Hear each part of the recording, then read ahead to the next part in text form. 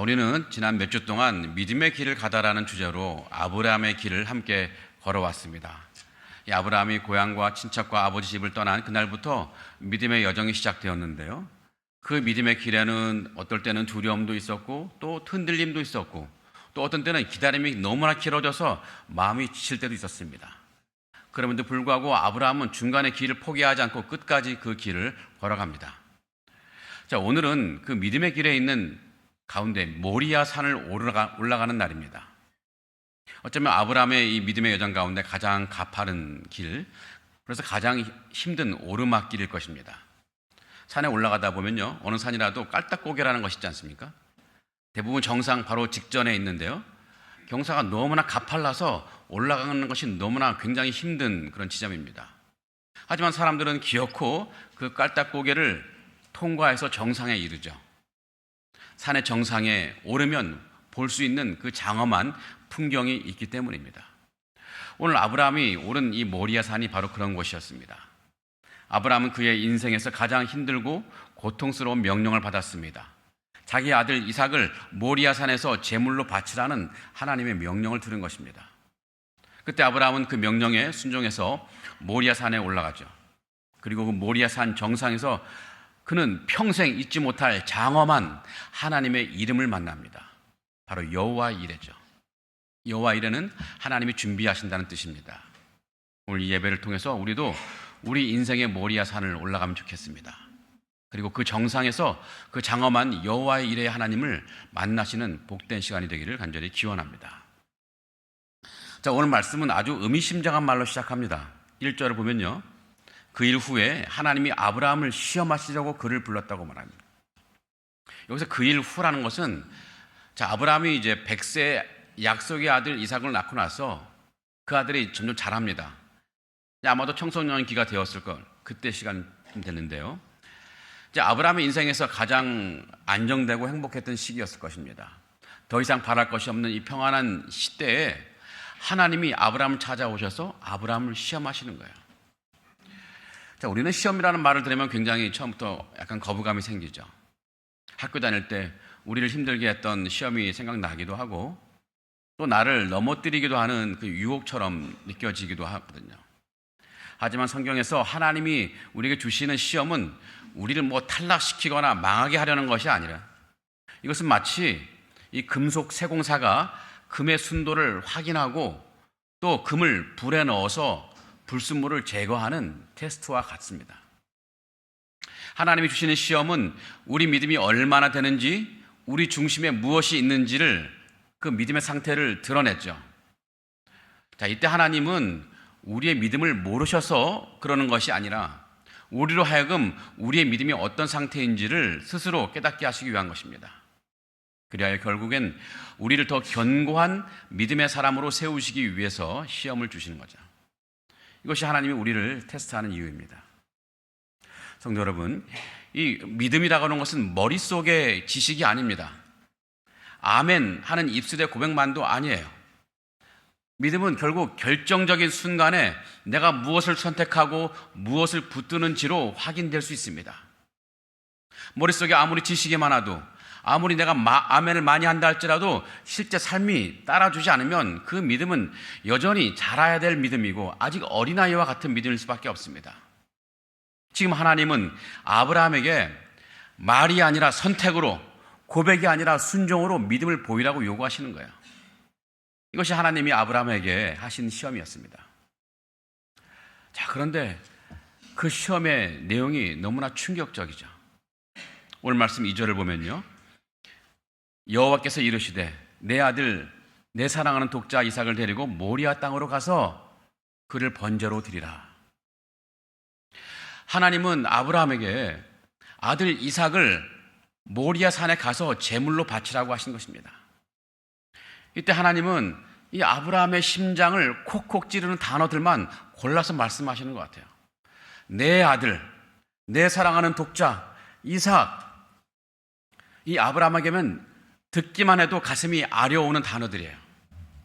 하나님은 지금 아브라함이 가장 소중하게 붙들고 있는 것을 아주 정면으로 건드리시고 계시는 거예요.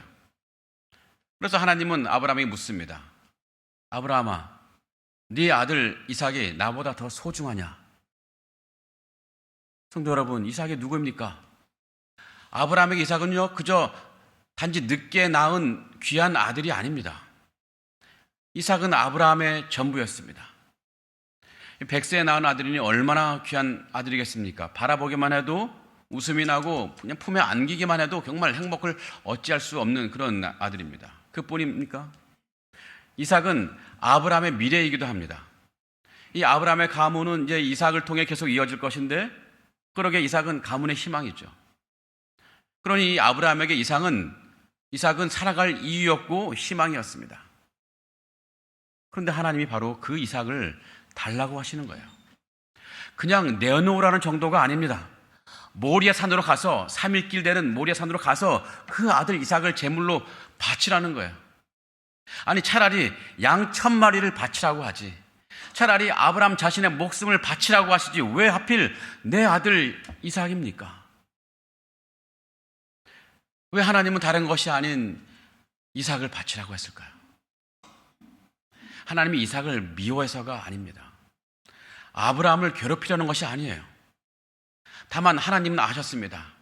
이삭이 어느 순간 아브라함의 마음 한가운데를 차지하고 있다는 것을 하나님은 아시는 것입니다. 하나님은 아브라함을 무너뜨리려고 하시는 것이 아니라 그 마음의 중심을 하나님께로 돌이키기 위해서 그를 부르신 것입니다. 그러게 하나님은 아브라함에게 지금 묻는 것인데, 아브라함아, 너는 나를 사랑하느냐? 아니면 내가 내게 준 그 선물을 더 사랑하느냐? 너는 나를 의지하느냐? 아니면 이 아들이 보장해 줄 그 미래를 의지하고 있느냐? 성도 여러분, 하나님은 어느 순간에 우리에게도 똑같은 그런 질문과 요구를 하실 때가 있을 것입니다. 우리에게 이삭과 같은 그것을 내려놓으라 하실 때가 있다는 거예요. 그때 하나님이 내려놓으라 하시는 것은 그 우리의 이삭을 미워해서가 아니라, 또한 우리를 괴롭게 하시려는 것이 아닙니다. 우리 안에 있는 그 이삭이 어느새 우리 안에서 하나님 자리에 앉아 있기 때문입니다. 우리가 하나님보다 더 우리의 이삭을 더 믿고 하나님보다 더 그 이삭에 기대어 살아가고 있기 때문입니다. 성도 여러분, 하나님은요, 우리 마음의 중심에 첫 자리에 앉으시기를 원하십니다. 왜냐하면 하나님은 우리의 주인이시거든요. 하지만 주인의 자리에 다른 것이 올라앉아 주인 노릇을 하면요, 하나님은 그냥 두지 않으시죠. 왜냐하면 우리는 하나님이 아니라 그것이 그 이삭이 시키는 대로 살아갈 수밖에 없기 때문입니다. 결국 우리는 그 이삭의 포로가 되는 거예요.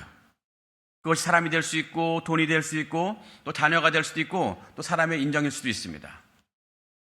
처음에는 굉장히 사소해 보입니다. 이 정도는 괜찮아, 이런 것도 필요하지. 그런데 어느 날 보면 내가 그 이삭을 붙들고 있는 것이 아니라 그 이삭이 나를 꽉 붙들고 있어요. 이제는 그것이 없으면 무너질 것 같은 사람이 되어버립니다. 그래서 그 이삭이, 우리 안에 있는 이삭이 우리를 살리는 것 같지만 결국 우리 삶을 무너뜨려요. 그래서 하나님은 되찾으려 하시는 것입니다. 무엇을 되찾냐 하면은 우리 마음의 첫자리, 우리의 중심, 우리 영혼의 주권을 하나님이 되찾으려 하시는 거예요. 하나님께 드려야 할 사랑과 신뢰를 되찾으시는 것입니다. 하나님이 이렇게 하시는 이유는 하나입니다. 하나님이 우리를 가장 사랑하시기 때문입니다. 그래서 우리의 심장이 다른 주인에게 빼앗겨서 거기에 포로가 되는 것이 아니라, 또 우리 삶까지 무너지는 것을 바라보는 것이 아니라, 그냥 내버려 두는 것이 아니라 하나님으로 다시 살려내시기 위한 것이죠. 그래서 하나님은 종종 우리를 모리아 산 앞에 세우시는 것입니다. 내 손에 꽉 쥐고 있는 것을 내려놓고 다시 하나님을 내 마음의 첫 자리에 모시라고 우리를 부르시는 거예요. 우리에게 모리아 산으로 오라고, 그 자리로 오라고 우리를 부르시죠. 이 시간 간절히 원하는 것은 이 부르심에 믿음으로 순종하는 우리 모두가 되기를 주님의 이름으로 간절히 기원하고 축복합니다. 자, 그런데 성도 여러분, 모리아 산으로 올라가는 길 쉽지가 않습니다. 이 아브라함에게도 이 길은 그의 인생에서 가장 고통스러운 길이었을 것입니다. 자식을 죽이러 가는 길이 아니라 어쩌면 자기 자신을 죽이러 가는 길이기 때문입니다. 우리도 모리아산 앞에서 발이 떨어지지 않을 때가 얼마나 많이 있습니까? 그 앞에서 주저앉아 버릴 때가 얼마나 많이 있어요. 우리가 모리아산에 오르지 못하고 그냥 내 앉은 자리에 주저앉아 버리는 가장 근본적인 이유가 뭘까요? 두 가지 이유를 하나 생각해 볼 수 있는데요. 첫 번째는요, 잘못된 주인의식 때문입니다. 우리가 믿음이 없어서만이 아니에요. 잘못된 주인의식 때문에 우리가 모리아산에 오르지 못해요. 하나님이 주신 선물을 그 어느 순간부터 내가 지켜야 할 소유로 착각하고 있다는 거예요. 자, 아브라함을 떠올려 보시기 바랍니다. 처음 아브라함이 이삭을 품었을 때 그는 분명히 이렇게 고백했을 거예요. 하나님, 이것은 엄청난 기적입니다. 이건 제 아들이 아니에요. 전적으로 주님의 아들이고 정말 주님의 은혜입니다. 그런데 시간이 흐르면서 또 아이가 자라고 또 젖을 떼고 걸음마를 하면서 이 아이가 아빠라고 하면서 이 아브라함 품에 안기는 거예요. 그렇게 함께한 시간이 쌓이고 추억이 쌓일수록 아브라함 마음속에서 조용한 변화가 일어납니다. 처음에는 하나님이 주신 아들이었는데 어느새 내 아들이 되어버렸습니다. 처음에는 하나님이 책임지시는 생명이 되었는데 어느새 내가 지켜야 할 내 생명이 되어버린 것입니다. 그래서 하나님이 내 아들, 내 사랑하는 독자 이삭이라고 길게 부르신 거예요. 하나님은 이삭이 어느새 선물의 자리를 넘어서 아브라함 마음의 주인의 자리에 앉아 있다는 것을 아셨기 때문입니다. 그러니 모리아산이 힘들죠. 여러분, 물건 하나를 드리는 것 어쩌면 할 수 있습니다. 그러나 내 것이라고 철썩 믿고 있는 그것, 내 뼈와 살처럼 붙어버린 그것을 내려놓는다는 것은 내 살점을 떼어놓는 것 같은 고통입니다. 아브라함에게 이삭을 바치라고 하는 것은 그의 심장을 꺼내라는 것과 같아요. 하나님, 차라리 제 목숨을 가져가시지 왜 이 아이입니까? 속으로 이런 절규를 했을 것인데 이 절규가 터져 나오는 이유는 아브라함이 이삭을 자신의 소유로 만들었기 때문입니다. 성도 여러분, 만약 지금 우리가 모리아산 앞에서 주저하고 있다면 우린 정직하게 우리 자신에게 물어봐야 됩니다. 나는 지금 내게 있는 것에 계속 관리하고 있는 청지기인가? 아니면 내가 그것의 주인인가? 나는 맡은 자인가? 아니면 가진 자인가? 여러분, 내게 있는 것을 내 것이라고 움켜쥐고 있는 한 우리는 모리아산을 올라가는 것이 어렵습니다. 여러분, 청지기가 주인에게 물건을 돌려주는 것은 기쁨일 수 있지만 마치 주인처럼 주인의식을 가지고 내 것을 빼앗기는 것은 엄청난 분노와 상처가 될 수밖에 없습니다. 하나님이 우리를 모리아로 부르시는 이유는 우리를 괴롭히시려고 하는 것이 아니라 이 잘못된 소유의 끈, 우리를 옥죄고 있는 이 집착의 끈을 끊어내고 우리를 다시 자유로운 하나님의 청지기로 회복시키기 위함인 것입니다. 자, 우리가 모리아산에 오르지 못하는 이유는 잘못된 주인의식만이 아닙니다. 또 하나가 있는데요. 우리가 모리아산에 오르면 혹시 정말로 나의 그 이삭을 영영 잃어버리는 것은 아닐까 하는 이 염려 때문입니다. 하나님께서 맡기라고 하시면 우리 마음은 즉시 최악의 시나리오를 그리죠. 야, 이거 내려놓으면 끝이다. 드리면 다시는 못 받는다. 한번 놓으면 내 삶은 완전히 무너질 것이다. 그래서 우리는 순종 앞에서 딱 발이 멈춰져요. 모리아산으로 향하는 그 걸음이 마치 낭떠러지로 떨어지는 것처럼 느껴진다는 것이죠. 어쩌면 아브라함도 그랬을 것 같아요. 자, 집에서 모리아산까지 가는 길은 3일 길입니다. 3일 동안 가야 되나요? 3일 길을 가는 동안에 속으로 수없이 질문했을 것입니다. 정말 이 아이를 잃게 되는 걸까? 하나님이 어떻게 책임지시려고 그러는 것인가? 하나님께 드렸다가 내 인생은 빈손으로 되는 것은 아닐까? 이런 두려움이 우리를 붙잡습니다. 그리고 그 두려움은 우리에게 계속 속삭여요. 끝까지 쥐고 있어. 놓치면 넌 끝이야. 하지만 성도 여러분, 이 모리아산은 잃어버리는 산이 아닙니다. 하나님이 준비하신 것을 만나는 산입니다. 여러분, 나중에 아브라함이 모리아산에 올라가서 본 것은 상실이 아니라 예비하심이었습니다. 그가 모든 것을 지나고 나서 눈을 들어보았을 때 숲풀 뒤에 순양이 있는 것을 발견했습니다. 아브라함이 그 아들 이삭을 내려놓는 순간에 하나님은 이미 그 순양을 준비해 두신 것입니다. 그 준비해 두신 것으로 아브라함을 채워주셨습니다. 우리가 모리아 산을 두려워하는 이유는 그 내려놓은 다음의 장면을 보지 못하기 때문이에요. 우리는 내 손에서 떠나는 장면만 보지만 하나님은 하나님의 손으로 우리를 붙들어 주시는 장면을 준비하고 계시는 거예요. 그래서 하나님은 오늘 우리에게도 말씀하십니다. 내가 너를 빈손으로 버려두지 않을 거야. 네가 이삭을 놓으면 나는 너를 붙들 거야. 성도 여러분, 혹시 지금 마음속에 이런 두려움이 있습니까? 정말 주님께 맡기면 정말 다 잃을까 봐 두려움에 떨고 있습니까? 그 두려움 때문에 발이 멈춰 서 있습니까? 오늘 하나님께서 우리를 모리아산으로 부르시는 그 이유는 우리로 하여금 잃게 하려는 것이 아닙니다. 두려움의 소나기에서 우리를 건져내서 하나님의 신뢰의 자리로 옮기시기 위해서입니다. 우리가 손을 딱 펴는 자리에 그곳에 바로 여호와 일의 예비하심이 기다리고 있습니다. 이 시간 간절히 바라기는 잘못된 주인의식에서 우리가 벗어나고 영원히 잃어버릴 것이라는 이 두려움에서 벗어나서 주님 말씀이라면 언제라도 순종할 수 있는 우리가 되기를 주님의 이름으로 기원합니다. 자, 그런데 오늘 말씀을 보면은 정말 아브라함은 모리아 산으로 향해 갑니다. 3절을 볼까요? 아브라함이 아침에 일찍 일어났습니다. 그는 마음이 아프지만, 마음이 찢어지는 것 같았지만 내 것이 아니라는 착각을 내려놓고 아침에 몸을 일으켰습니다. 그리고 이삭을 데리고 3일 길을 걸어 모리아 산으로 향해 갑니다. 이 아브라함은 다 이해가 되어서 움직인 것이 아니에요. 마음이 정리가 되어서 발을 뗀 것도 아닙니다. 그 두려움을 안고도 하나님 말씀 앞에 순종의 첫 걸음을 내디뎠습니다. 여러분, 믿음은 감정이 아닙니다. 결국 하나님의 말씀을 따라 순종하는 그 행위가 바로 믿음인데요. 아브라함은 바로 그 믿음의 길을 걸었던 것입니다. 자, 그렇다면 성도 여러분, 아브라함은 도대체 어떻게 그 3일 길을 걸어서 모리아 산으로 갈 수 있었을까요? 어떻게 나중에 제정신으로 아들에게 칼을 겨눌 수 있었을까요?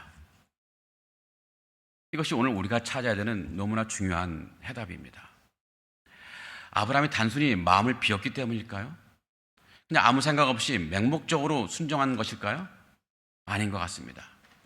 아브라함은 그 누구보다도 아주 치열하게 생각했고 그 끝에 놀라운 결론을 내렸기 때문에 모리아 산에서 아들을 제물로 바칠 수 있었던 것입니다. 자, 당시 아브라함의 머릿속은요, 어쩌면 거대한 모순으로 터질 것 같았을 거예요. 자, 한편에는 하나님의 약속이 있어요. 창세기 21장 12절에 어떤 말씀이냐면, 자, 이삭에게서 나는 자라야 네 씨라 부를 것입니다. 이삭을 통해서 자손을 주시고 민족을 이루시겠다고 하나님께서 약속을 주셨어요. 아브라함에게. 이 생명의 약속이죠. 근데 다른 한편에서는 하나님의 명령이 떨어졌습니다. 그를 번제로 드리라. 즉 이삭을 죽여서 태워 바치라는 사망의 명령이에요. 생명의 약속이 있고 여기는 사망의 명령이 있습니다. 이거는 단순한 문제가 아니에요. 이 아브라함 마음속에서 하나님 성품에 대한 위기가 발생하는 거예요. 하나님, 당신은 거짓말쟁이십니까? 아니, 살리겠다고 약속해놓고 이제 죽이라니요. 하나님 말씀이 앞뒤가 맞지 않지 않습니까? 우리 이성과 논리로는 도저히 풀 수 없는 모순이죠. 이 충돌 앞에서 대부분 사람들은 시험에 빠지고 그리고 하나님을 떠나죠. 자, 그러나 바로 이 절망의 벼랑 끝에서 아브라함의 위대한 믿음이 빛을 발하는 것입니다. 이 아브라함은 그 상황을 해석하려 하지 않고 하나님의 성품을 붙들었습니다. 자, 히브리서 11장 19절을 보면은 바로 이 상황에서 아브라함이 어떤 믿음을 갖고 있었는지를 아주 정교하게 해석하는데요. 히브리서 11장 19절 보면은 그러니까 아브라함이 하나님이 능히 이삭을 죽은 자 가운데 다시 살리실 줄을 생각한지라. 그러니까 아브라함은 내가 비록 이삭을 죽인다 할지라도 하나님이 분명히 살리실 거라는 그런 생각을 가졌다는 거예요. 여기서 생각한다는 말 중요한데요. 계산한다는 것입니다. 아브라함은 이 3일길을 걸어가면서 아주 치열하게 계산했을 것입니다. 어떻게 계산했을까요? 그 계산한 내용을 아까 보면요. 하나님은 전능하시다. 그리고 하나님은 신실하시다. 하나님은 이삭을 통해 자손을 주신다고 맹세하셨다. 하나님은 결코 거짓말하실 수 없다. 그런데 지금 죽이라고 하신다. 이 두 가지가 모두 사실이라면 답은 하나뿐이다. 내가 이삭을 죽여서 죄로 만든다 할지라도 하나님은 반드시 이 죄 속에서 이삭을 다시 살려내셔서 약속을 지켜내실 것이다. 이런 계산을 한 거예요. 성도 여러분, 이 소름 끼치지 않습니까? 아브라함은요, 인류 역사상 그 누구도 그 어떤 사람도 경험해 보지 못했던 이 부활을 믿은 것입니다. 자기 아내 사라의 죽어버린 자궁에서 생명을 만드신 하나님이라면 제단 위에서 죽은 생명도 살리실 것을 아브라함은 믿은 거예요. 이것이 그 믿음의 실체였습니다. 그 믿음은 뭐 어떻게 되겠지 하는 막연한 낙관이 아니었습니다. 내 눈앞의 현실은 비록 죽음이지만 하나님의 약속은 생명이다.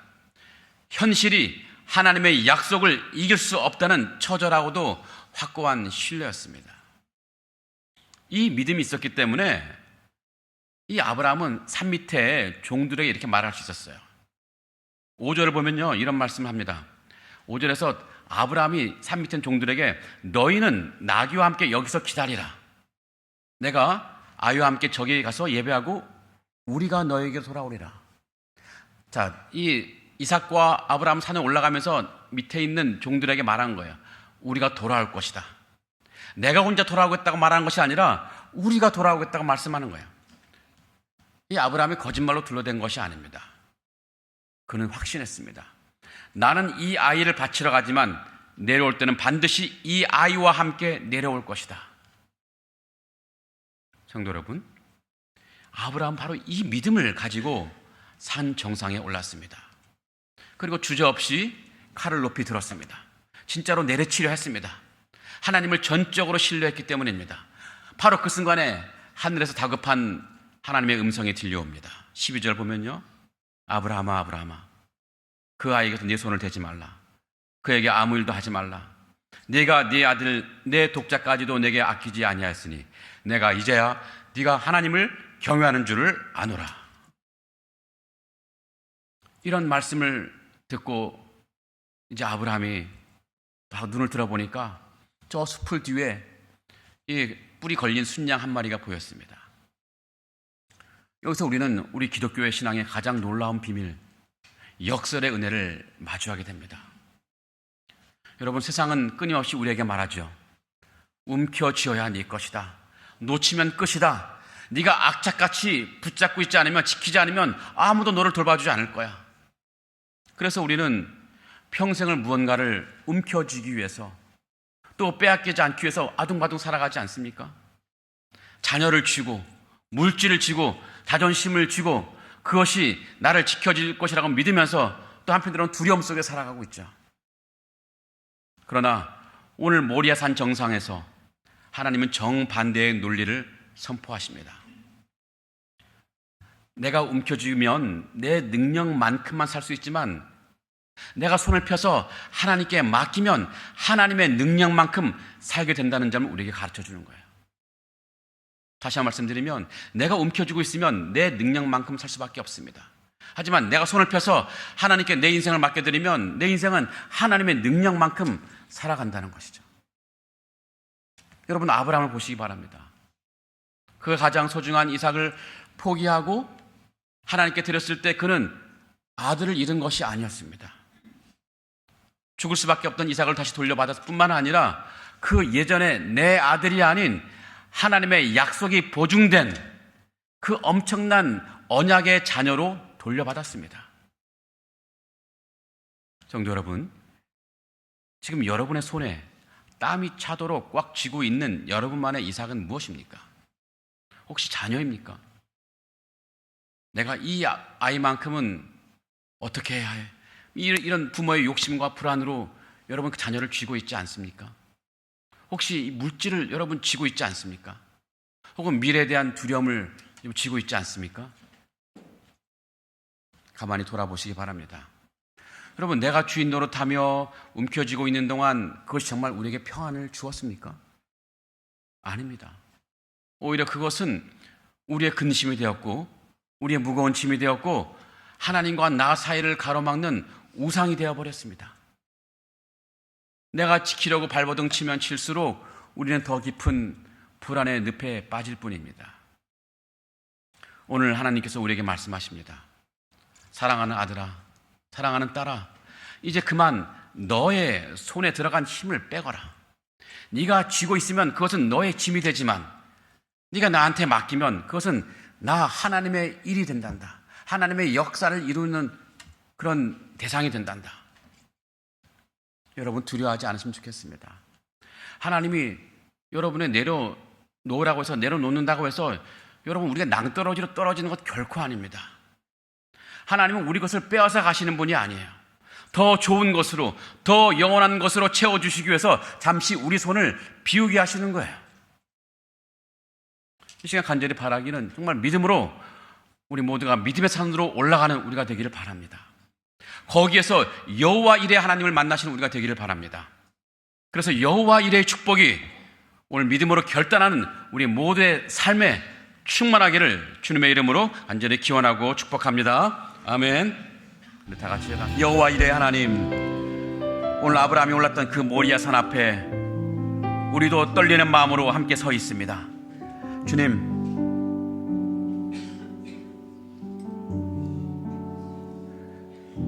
우리는 입술로는 주님이 나의 주인이라고 고백하면서도 여전히 내 손에 꽉 쥔 나만의 이삭을 내려놓지 못해서 전전긍긍하며 살아왔음을 이 시간 회개하며 고백합니다. 나의 자녀가, 나의 물질이, 나의 자존심과 나의 미래가 하나님보다 더 커 보여서 주님께 맡기면 이 모든 것을 잃어버릴까 두려웠던 그 주저했던 우리의 약함을 불쌍히 여겨 주시옵소서. 오늘 주신 말씀을 의지하며 이 시간 간구합니다. 우리에게 모리아 산을 오를 수 있는 믿음의 용기를 우리에게 허락하여 주시옵소서. 내가 움켜쥐고 있는 손의 힘을 빼게 하시고 이것이 내 것이 아니라 하나님의 것임을 인정하며 주님의 제단 위에 온전히 올려드리는 결단이 있게 하여 주시옵소서. 우리가 우리의 가장 소중한 것을 내려놓을 때 우리 인생의 끝이 아니라 하나님이 위대한 예비하심이 시작된다는 것을 믿게 하여 주시옵소서. 숲을 뒤에 순양을 준비해 두신 여호와 이레 하나님, 죽은 자도 살리시는 부활의 능력을 믿고 나아가는 이 성도들의 삶 속에 주님이 친히 준비하신 은혜와 축복을 보게 하여 주시옵소서. 하나님, 우리 교회를 붙들어 주시옵소서. 상하이 하는 자는 교회가 주님의 사명을 품되 모리아 앞에서 멈추지 않게 하시고 주님만 의지함으로 담대히 순종하는 공동체가 되게 하여 주시옵소서. 하나님, 이제 세상으로 나아가는 주님의 사랑하는 성도들 발걸음을 붙들어 주시옵소서. 삶의 현장에서 만나는 수많은 시험과 선택 앞에서도 내 계산이 아니라 하나님의 약속을 붙들게 하시고 두려움 대신에 순종을 선택하여 날마다 여호와께서 준비하셨다고 간증하는 복된 인생이 될 수 있도록 하나님 축복하여 주시옵소서. 우리를 위하여 영원한 재물이 되어주시고 생명의 길을 열어주신 예수 그리스도 이름으로 간절히 기도합나이다. 아멘. 이제는 우리 주 예수 그리스도의 은혜와 하나님 아버지의 크신 사랑과 성령님의 인도하심이 오늘 말씀을 기억하며 내 손에 움켜졌던 나의 이삭을 내려놓고 나를 위해 가장 좋은 것을 예비하시는 하나님을 온전히 신뢰하기로 결단하는 상하이 하나님께 모든 성도들 머리 위에 지금부터 영원토록 함께 하실지어다. 아멘.